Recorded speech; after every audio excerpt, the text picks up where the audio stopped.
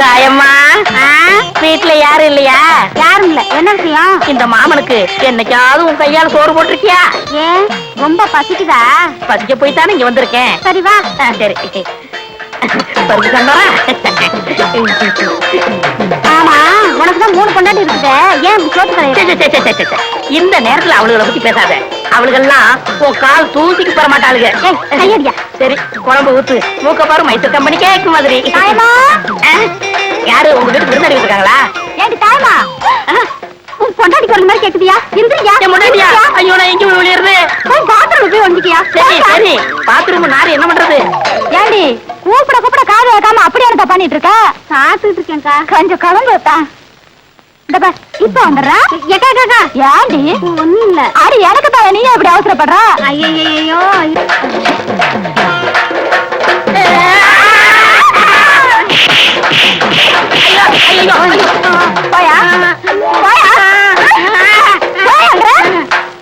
ஏமா, காலையில என்னடானா என் ஆஸ்பத்திரியை கூட்டி போயிருக்கிற, இப்ப என்னன்னா பணியார் வீட்டுக்கு புள்ள எடுத்து போற, ஏகப்பட்ட வருமடி போல இருக்கு.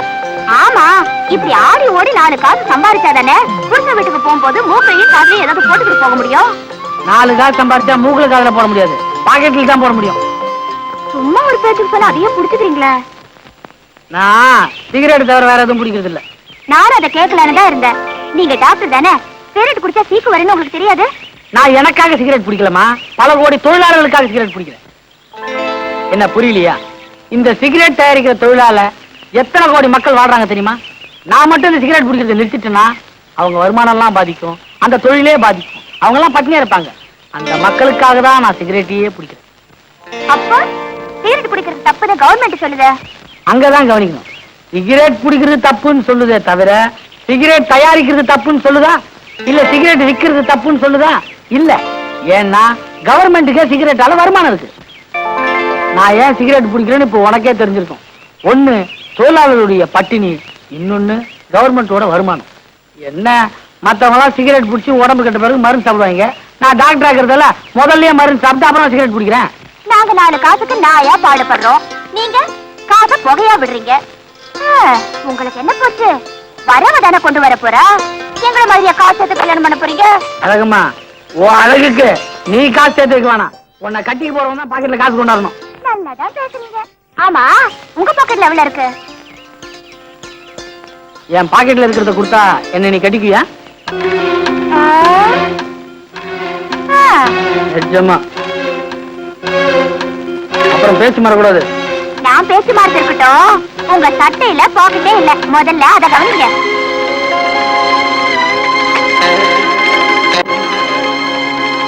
டெய்லர் பையன் பாக்கெட் வைக்காம என் வாழ்க்கையோட விளையாடிட்டானே. டாக்டர், நீங்க யாரு மேலையும் குத்தம் சொல்ல வேணாம். 2 மேட்டையும் சோதிச்சு பார்த்து ஒரு முடிவுக்கு வாங்க. சோதனை பண்றதுக்கு நீங்க என்ன கள்ளக்கடத்தலா பண்றீங்க? டாக்டர், 6 ஏக்கர்ல நிலம் வாங்கி இவ பேர்ல எழுதி வச்சிருக்கேன். 6 பவுன்ல அட்டியா செஞ்சு போட்டிருக்கேன். அக்கம் பக்கத்துல ஆத்திர அவசரத்துக்கு 1000 ரூபாய் கொடுத்து வச்சிருக்கேன். இது தவிர ஒரு மனுஷன் என்ன செய்ய முடியும்? இவ்வளவு செஞ்சு என்ன பிரயோஜனம்? எல்லாம் அடிபடுற மாதிரி ஒரு சின்ன வீடு வச்சிருக்கிய. புருஷன் உண்மையா நடந்தாவே போதும், அதுவே பொண்டாட்டிக்கு பெரிய சொத்து. நீ சொல்ற மாதிரி இந்த நகை நெட்டுலாம் சின்ன வீட்டுக்கு வேணும்னா சரிப்பட்டு வரும். டாக்டர், நல்லா புரியும்படியா சொல்லுங்க. உனக்கு வக்காலத்து வாங்குறதா நினைச்சுக்காத. நீ இறுக்கி பிடிச்சா அவர் ஏன் வெளில போறாரு? நான் என்னங்க பண்ணுவேன்? அவரை பிடிக்கிற அளவுக்கு என் உடம்புல தெம்பு இல்லைங்களே. தெம்பு இல்லையா? எங்க கையை காட்டு. நாடிய பாப்பீங்கன்னு பார்த்தா கைரேகை பாக்குறீங்க. முதல்ல நான் ரேகையை தாங்க பாப்பேன். ஏன்னா போற கேஸ் இருந்தா முதல்ல சொல்லிடலாம் பாருங்க. எதுக்கு வீணா வைத்திய செலவு? எப்படி இந்த ரேகை போற மாதிரி தெரியுதா, இருக்கிற மாதிரி தெரியுதா? ஏமா, நீ இந்த ஆள் கூட வாழ்ந்தே ஆகணுமா? என்னங்க இவர் இப்படி சொல்றாரு? ஆமா, நீ ஒல்லி, நான் குண்டு, பின்ன சொல்ல மாட்டாரு. அது இல்லையா, இந்த கைராசிக்கு ஒரு பெரிய புதையிலே காத்துக்கிட்டு இருக்கு. அதை இந்த அம்மா கையாலே தான் எடுக்கணும். டாக்டர், நிஜமாக சொல்றீங்க? யோ, நான் டாக்டருக்கு படிச்சதை விட ஜோசியம் படிச்சது தான் அதிகம். கல்யாணி, கல்லானாலும் கணவன், புதையலானாலும் புருஷம்மா. டாக்டர், என் பொண்டாட்டி குணமாறதுக்கு நல்ல மருந்தா கொடுங்க டாக்டர். மருந்துலாம் ஒண்ணும் வேணாம். அந்த சின்ன வீட ஓரம் கட்டி வச்சுட்டு நல்லா சிரிச்சு பேசுங்க, சரியா போயிடும். கல்யாணி, நீ வா, புதையல் கிடைச்சோன்னு ஒரு நல்ல டாக்டரா பாப்போம். பாத்துமா, பாத்து. காத்தடிக்குது, பறந்துட போற. எங்க டாக்டர், உங்களுக்கு கைரேகையெல்லாம் பார்க்க தெரியுமா? பொம்பளைங்களுக்கு எல்லாம் பாப்பேன். அப்படின்னா எனக்கு பாருங்களா.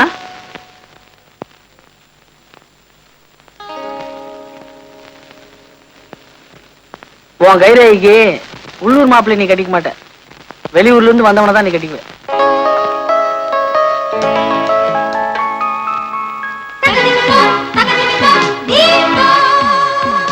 ஏங்க, இந்த மாதிரி 2 பேருக்கு கை ஜோசியம் பாத்தீங்கன்னா உங்களை டாக்டர்னே சொல்ல மாட்டாங்க, ஜோசியக்காரர் தான் சொல்லுவாங்க. டாக்டர்னா கோட்டெல்லாம் போடுவாங்கல்ல. கோட்டா? ஓ கோட்டா. அதெல்லாம் போட்டா நமக்கு நல்லா இருக்காதுங்க. எவ சொன்னா நல்லா இருக்காதுன்னு? நான் சொல்றேன், நீங்க கோட்டு போட்டா ராசா மாதிரி இருப்பீங்க.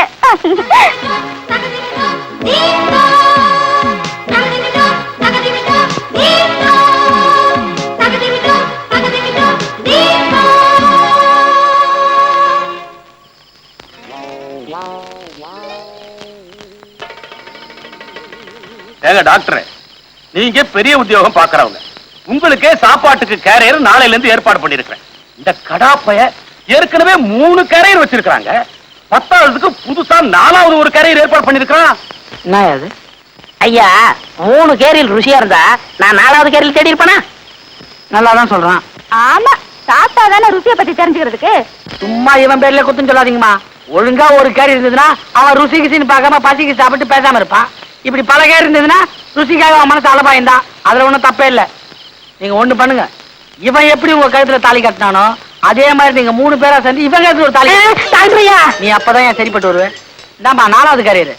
இந்த 3ல என்ன குழப்பம் பார்த்தல, நீ எப்படி சமாளிக்க போற? இதெல்லாம் எனக்கு சர்வ சாதாரணங்க. இதுல ஒண்ணும் தப்பா தெரியலங்களே. ஐயா,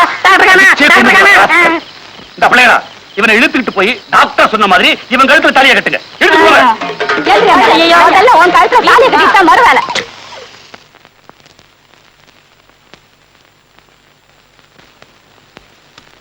சொல்லுமா, உடம்பு என்ன பண்ணுது? வெக்கமா இருக்குங்க. வெக்கமா இருக்கா? வெக்கப்பட்டா நான் எப்படிமா உடம்புல இருக்கிற நோயை தெரிஞ்சுக்கிறது? உங்களை பார்த்தா எனக்கு ரொம்ப கூச்சமா இருக்குங்க.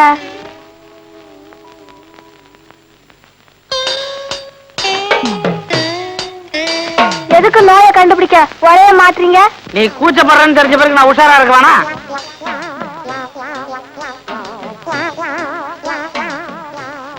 ராத்திரி சினிமாக்கு போனியா? அது எப்படி உங்களுக்கு தெரியும்? நாடிய பார்த்தா தெரியுதே. என்ன படம்? 16 வயது நிலை. அது சரி. அதுல டாக்டர் கோழியை செக் பண்ணுவார, அது உனக்கு ரொம்ப பிடிச்சிருக்குமே. அது எப்படி கரெக்டா சொல்றீங்க? நாடி கொக்கரக்கோன்னு. ஏங்க, எனக்கு இந்த நோய் எப்ப தீரும்? இப்பதான் ஆரம்பிச்சிருக்கு. உடனே மருந்து கொடுத்தா அப்புறம் நோய்க்கு ஒரு மரியாதை இருக்காது. நீ என்ன பண்ற, டெய்லி என் வயசு பசங்க கிட்ட சிரிச்சு சிரிச்சு பேசுற, சீக்கிரமா பலன் கிடைக்கும். அப்படின்னா நான் உங்ககிட்டயே பேசுறேனே. வேணாமா, நானே இப்பதான் ஊருக்குள்ள வந்து கொஞ்ச நாள் ஆகுது. உங்ககிட்ட பேசிட்டு மாத்திரையை மாத்தி கொடுத்தேன்னு வச்சுக்க, அப்புறம் நான் ஊரையே மாத்திக்க வேண்டியதுதான். மாத்திரையை மாத்தினாலும் மாத்துங்க, ஆனா ஊரை மட்டும் மாத்தாதீங்க, அப்புறம் இந்த சின்ன மனசு தாங்காது. இவ்வளவு பெரிய மனசை வச்சுக்கிட்டு சின்ன மனுஷன்றியாமா? உனக்கு உண்மையிலேயே பெரிய மனுஷமா? இடத்த காலி பண்ணு.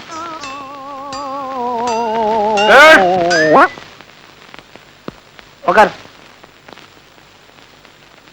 சொல்லுமா. என்னைய நாளைக்கு பொண்ணு பார்க்க வராங்க. ஓஹோ, சரி, நாளைக்கு நான் வந்துடுறேன். அது இல்ல டாக்டர், அதுல ஒரு பிரச்சனை. என்ன? வர்ற மாப்பிளைக்கு உடம்புல எதுனா கோளாரா? இல்ல டாக்டர், எனக்கு தான் உடம்புல கோளாறு. உடம்புக்கு என்னம்மா? உடம்புக்கு ஒண்ணு இல்ல டாக்டர், நான் ரொம்ப கருப்பா இருக்கேன். என்னை பார்க்க வர மாப்பிள்ள ரொம்ப சிகப்பா இருக்காரு. எனக்கு ரொம்ப பயமா இருக்கு டாக்டர். பாருமா, பொண்ணு கருப்பா இருக்கிறதுல தப்பே இல்லை, ஆனா கற்போட இருக்கணும், அதான் முக்கியம். ஏமா அவ்வளவு தூரம்? எனக்கே மனசுக்குள்ள கொஞ்சம் கருப்பா இருக்கிற பொண்ணை கட்டிக்கணும்னு தான் ஆசை. நீங்க என்ன சமாதானப்படுத்ததான் இப்படி எல்லாம் சொல்றீங்க. உனக்காக மட்டும் இல்லம்மா, எல்லாருக்காகவும் தான் சொல்றேன். அப்ப நான் சிகப்பா மரத்துக்கு மருந்தே இல்லையா?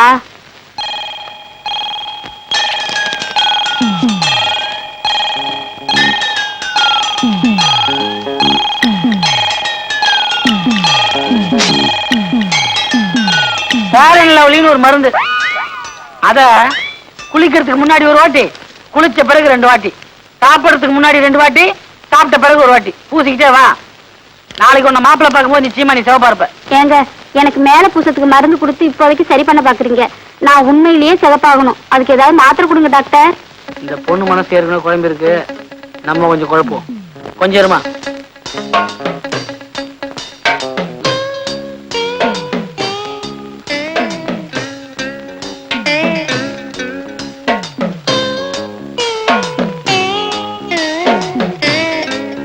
இந்த மாத்திரை சாப்பிட்ட நல்லா தூக்கம் வரான், பயந்துடாத. முழிச்சு பார்த்தா நீ நல்ல சிவப்பா இருப்ப. உன் மாப்பிள்ள வந்து சொல்லி அனுப்பு. ஏங்க ஆ? நீங்க வெள்ளி ஆபரத்துக்கு கூட மாத்திரை வச்சிருக்கீங்களா? என்ன இதெல்லாம் என்ன?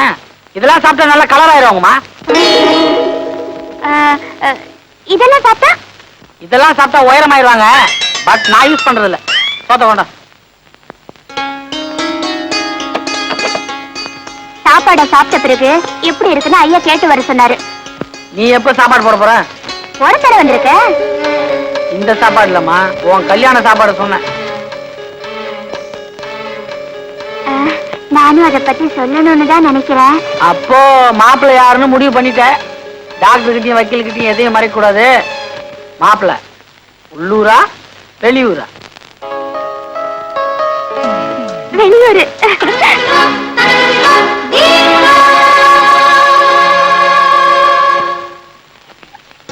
இந்தாமா. இனிமே உங்களுக்குள்ள சண்டையே வராது சாமி. என் பச்சை எப்படி ஒட்டி இருக்கோ அது மாதிரி உங்க மனசு இனிமே ஒட்டி போயிடும். ஏ என் கைராசி அப்படி. வரேன் சாமி. ஜக்கம்மா. இந்த உன் பேரை என் கையில எழுத சொல்லிட்டியே, இப்ப யாராவது பார்த்தா என்ன பண்றதா? யாராவது பார்த்து கேட்டா இதான் உன் புருஷ பேர் சொல்லு. தைரியத்தை பாரு. நீ ஆம்பளை சொல்லுவ, நான் எப்படி சொல்றதா? கவலைப்படாத, இதான் நான் உனக்கு போட்டுருக்க அச்சாரம். இது யாராவது பாக்குறதுக்குள்ள உன் கழுத்து தாலி கட்டிட்டேன். எப்படியா? இப்படியா? டீ விடுறா. பெருசு டீ அதிகாரமா கேப்ப, காசு தான் கொடுக்க மாட்டேன். ஏடா கொடுக்க மாட்டேன்? அறுவடை முடிவிட்டு வாங்கிக்க. இதே வார்த்தையை தான் பார்வர் சாப்பிடுன்னு சொன்னேன். அங்க ஒரு பேச்சு இங்க ஒரு பேச்சா? நம்ம கிட்ட எப்போ ஒரே பேச்சு. வேணா அவனை கேளு. நல்லவேளை என் ஜவுளி தப்பிச்சு. அம்மா உங்க பொண்ணு எப்படி இருக்கு? நல்லா இருக்கு. வாயா கருப்பு, பார்த்து பல வருஷமாச்சு. கல்யாணம் முடிஞ்சு ஊரை விட்டு போனவன் இப்பதான் வந்திருக்கியாக்கா. ஆமா, எத்தனை குழந்தைங்க? அதை ஏன்பா கேட்கக்கூடாதா? அதுக்கு இல்லப்பா, 5 குழந்தைகளை வச்சு அவசப்படுறேன்ப்பா. 5? அதுல உனக்கு பிறந்தது எத்தனை? ஊரானுக்கு பிறந்தது எத்தனை? ஏய் கேக்குறேன்ல, பதில் சொல்றா. என்ன சொன்ன? ஐயோ, ஐயோ, அடிக்கிறானே, அடிக்கிறானே. ஐயோ, ஐயோ, காப்பாத்துங்க, காப்பாத்துங்க. ஐயோ, விடுங்க. ஐயோ. என்ன எங்க தகராறு? அவரோட குழந்தை எல்லாம் உனக்கு பிறந்தது எத்தனை, ஊரானுக்கு பிறந்தது எத்தனைன்னு கேக்குறாரு. அவர் அடிக்காம என்ன அவன் கேட்டதுல ஒண்ணும் தப்பா தெரியலையே. என்ன டாக்டர் குழப்பறீங்க? நீ எல்லாம் ஒரு டாக்டராயா? பின்ன என்ன வக்கீலா? யோ, அவசரப்படாத. உனக்கு பிறந்ததுல ஆண் எத்தனை பொண்ணு எத்தனை? பொண்ணு 3, ஆண் 2. இப்போ பெருமாள் சொன்னது என்ன அர்த்தம்னாங்க, ஆம்பளை பிள்ளைங்களா இருந்தா கடைசி வரைக்கும் நம்மளை காப்பாத்தோம். அதனால அது நமக்காக பிறந்தது. பொம்பளை பிள்ளைங்க அப்படி இல்லைங்களே, என்னைக்கா இருந்தாலும் இன்னொரு வீட்டுக்கு போக போகுது. அதனாலதான் அது ஊரானுக்கு பிறந்தா அவன் சுருக்கமா சொல்லியிருக்கான். ஏன்னா அப்படித்தானே? அதுக்கு அப்படி ஒரு அர்த்தம் இருக்கா? வேற அர்த்தமா தான் உதவி வாங்கிக்க. வேணாம். டாக்டர் என்கிட்ட அருமையான துணி இருக்குது, வேணுமா? இது நல்ல டிசைனே தெரியலையா? எனக்கு இதை பாத்திரம் தான் இந்த யோசனையே வந்துச்சு. என்ன டாக்டர் காலையில இருந்து ஊர்ல இல்லையா? பையனை தேட சொன்ன. தேடுற அளவுக்கு நாங்க முக்கியமான விஷயம். நல்ல விஷயம் தான். நம்ம அழகம்மாவுக்கு நிச்சயம் இருக்கு. மாப்பிள்ளை வருதான், வழி அனுப்பிச்சு வந்துடுறேன்.